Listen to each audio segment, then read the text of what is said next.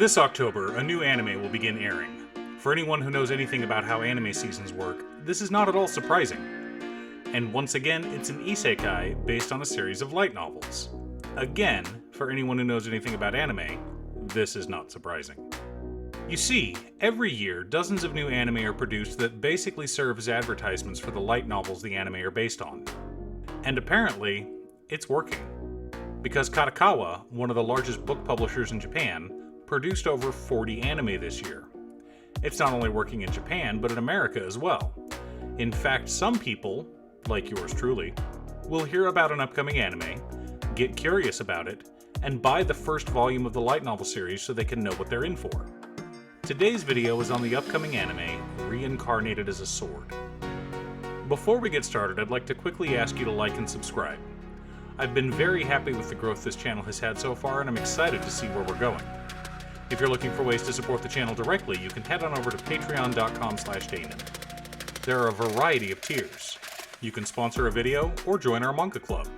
This month we're reading Dangers in My Heart. With that out of the way, let's talk about this ridiculous series. Reincarnated as a Sword is full of dark humor. The fight scenes are exciting, there is plenty to laugh at, but it is also brutal and very violent. The main character is a sword after all.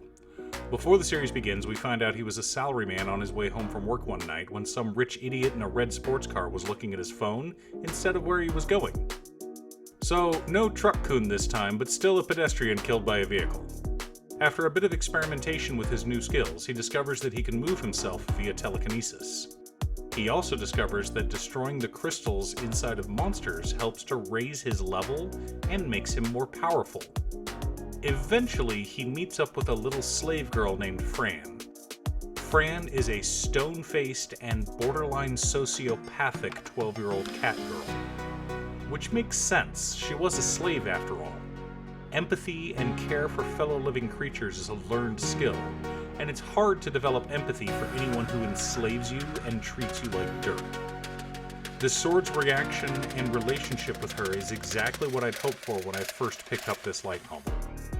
They have a teacher-student relationship. In fact, she names the sword Teacher. Technically the name is Shisho and not Sensei. Shisho is often translated as master, but it has a different connotation in Japanese. In this case, it means martial arts teacher. Teacher, as the sword is now named, helps Fran and frees her from slavery. He comes to think of her as a daughter. Teacher wants to protect her from monsters, perverts, and, in some cases, from herself. Fran has a lot of anger from being a slave for the last several years and has no patience when it comes to dealing with annoyances, even if those annoyances are other adventurers. I did mention how this series is brutal.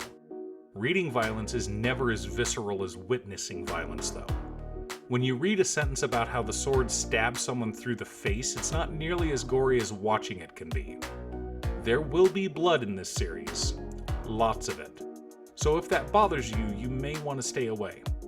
That being said, this series is really funny from the perspective of anyone who has ever played video games.